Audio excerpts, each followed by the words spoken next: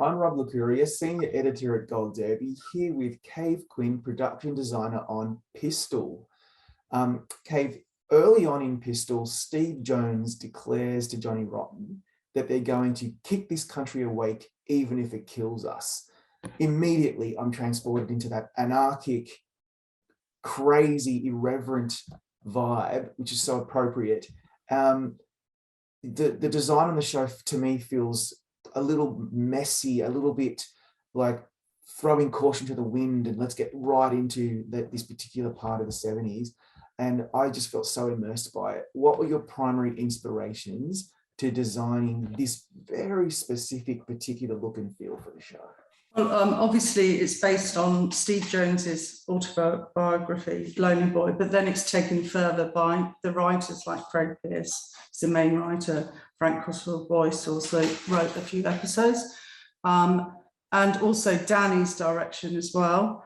It's set against England in the mid-90s, starts in the sort of early 1970s, and we're still, even though it sounds incredible, but we're still recoiling from the effect of the Second World War. Like London was full of places with bomb sites. There hadn't been any rebuilding. You know, there wasn't the regeneration. We were struggling in the mid-70s in a recession. So you had loads and loads of building sites with corrugated iron, well, not even building sites, bombed areas of London with corrugated iron. And it just felt like, you know, the whole of our country was kind of disintegrating a bit. And also I was actually a punk myself at the time, so I could really relate totally to the whole period. So the whole look of it is based on that kind of very decayed look that London had at that time. And if you look at the documentary photos of punk and London at the time, it had this kind of like, very extreme look, you know, not only London, England, you know, all the buildings were blackened, you know, it really didn't have the nice gleam that, you know, that you had in the USA and beautiful buildings from the 50s, whatever. We just didn't have that. So that was and the whole anarchic thing that, you know, that's Danny's, obviously Danny's look as well, not his look, but his guidance towards the look.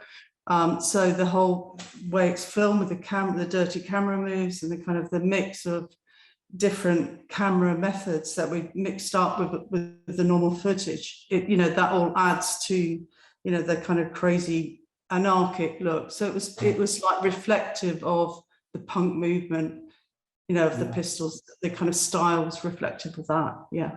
I'm really glad it was, because it could have just been filmed very, you know, just like in a standard format and just, you know, as a biopic, so to speak, and that would have been great. But this is a really intentional choice to frame the story in this very retro aesthetic.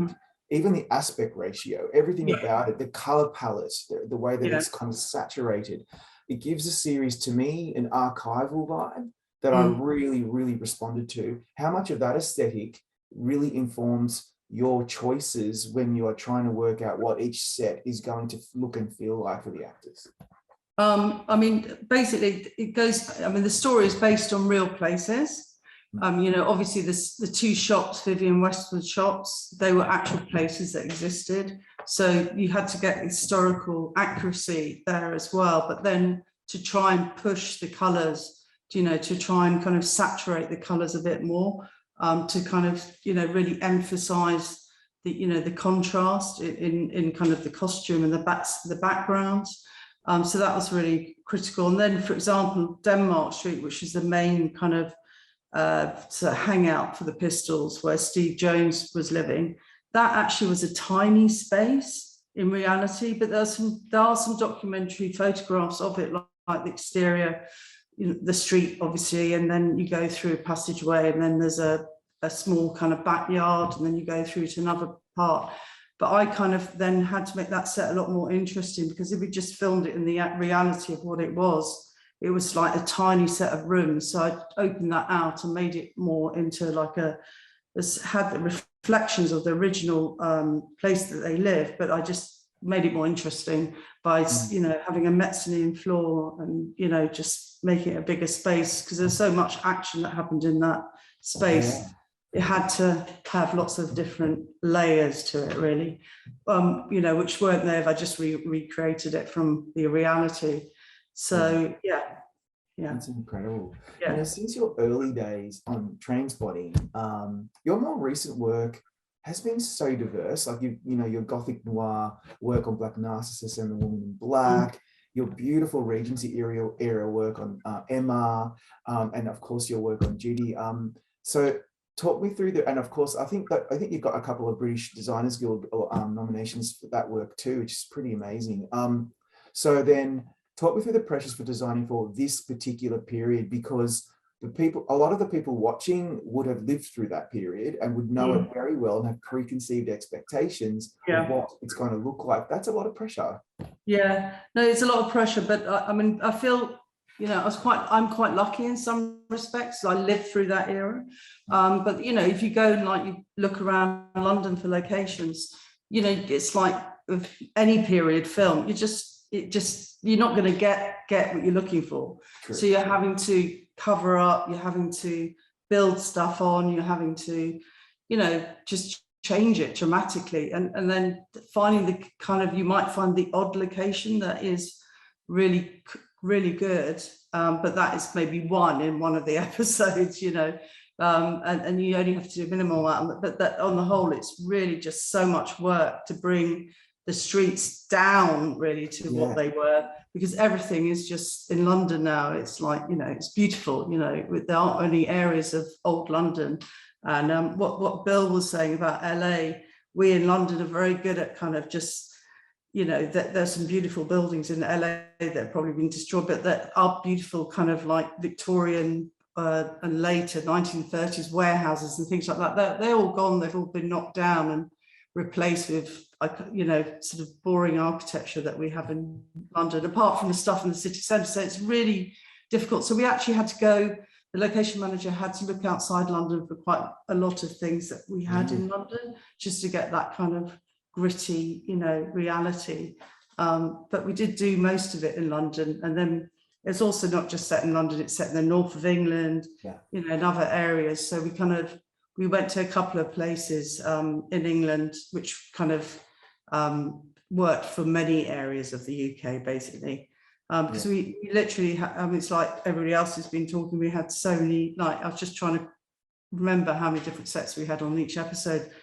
It averaged out between 35 and 40 sets and locations, you know, play every single one of those, you'd be doing. That's incredible. More something to it.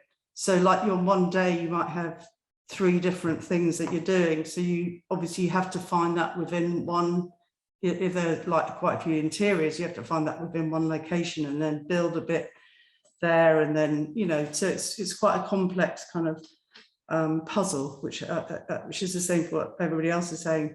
And also because we were doing, you know, we did all the episodes together, like as one block. So it was 6 hours, 20-week shoot, basically, with Danny doing everything. And there was no team changes. We just did the whole lot. Yes, it was quite a, and then the other thing we had this old TV studios right in the centre of London, where we had quite a few sets which we built there, which was kind of also we used as a location. Some areas of it we used as a location because it was a building that was it's about to be knocked down now. So it's like it's still going on. It's a fantastic building and they're about to knock it down. Save it. Oh my goodness. Yeah. Wow.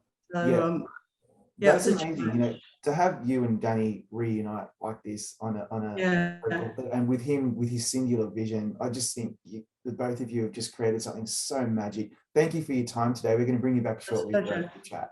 Pleasure.